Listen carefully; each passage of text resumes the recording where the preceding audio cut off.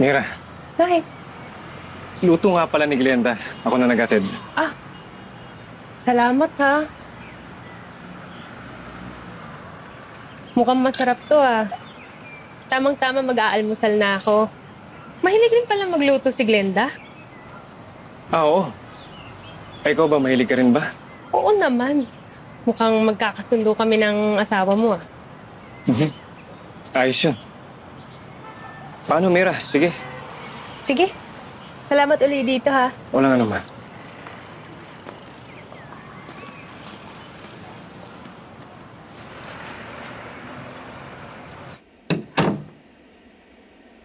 Oh, ano? Tikman ba niya yung luto ko? Sarapan ba siya? May malay ko. Tagatid lang naman ako ng luto mo eh. Buhay pa kaya siya? Ano sabi mo? Ang sabi ko, kung buhay pa kaya siya? Putangin na anong... Puta naman oh.